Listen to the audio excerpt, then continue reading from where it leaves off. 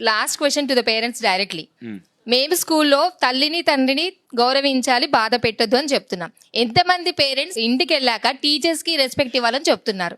అది మేము క్వశ్చన్ చేస్తున్నాం. యాజ్ అ టీచర్స్ ని గౌరవించాలని వాళ్ళు చెప్పాలి, మోటివేట్ చేయాలి. మెయిన్ క్లాస్ లో సబ్జెక్ట్ కాకుండా చాలాసేపు మోటివేషన్ క్లాసెస్ కూడా తీసుకుంటాం. సో ఆ మోటివేషన్ అనేది ఈవెన్ పేరెంట్స్ కూడా తీసుకుంటే మీరు అనుకున్న చేంజ్ ఏదైనా రావచ్చు.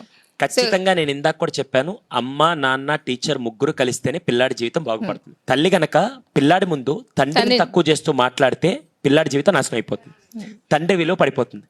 తండ్రి కనుక తల్లిని తక్కువ చేస్తూ పిల్లాడిని హైలైట్ చేస్తూ తల్లిని తక్కువ చేస్తూ ఉంటే తల్లి వాల్యూ పడిపోతుంది. ఇదే తల్లిదండ్రులు ఇద్దరు, ఎరా మీ టీచర్కి ఇది కూడా రాదా, మీ టీచర్ ఏం చెప్పలేదా, మీ టీచర్ వేస్ట్ అనే డైలాగులు వేడుతూ టీచర్ని తక్కువ చేస్తూ మాట్లాడితే నేను హీరో అవుతా, కానీ అక్కడ ఆ అబ్బాయి దృష్టిలో టీచర్ వాల్యూ పడిపోతుంది. 200% ఇప్పుడు చాలా సందర్భాల్లో ఈ తల్లిదండ్రులు చదువు ఉంది వాళ్ళ దగ్గర, ఇంతకుముందు రోజుల్లో టీచర్కి వాల్యూ ఇస్తూ జాగ్రత్త టీచర్ చెప్తా జాగ్రత్తగా ఉండు అని చెప్పి టీచర్ యొక్క రెస్పెక్ట్ ఇంట్లో పెంచుతున్నారు. కాబట్టి స్కూల్కి వచ్చాక మనకు ఆ రెస్పెక్ట్ ఎక్కువ ఉండేది, ఇప్పుడు అది తగ్గుతుంది. 200% మీరు అడిగిన క్వశ్చన్ అయితే ఇది ప్రతి పేరెంట్ ఖచ్చితంగా మిమ్మల్ని మీరు అడగాల్సిన క్వశ్చన్.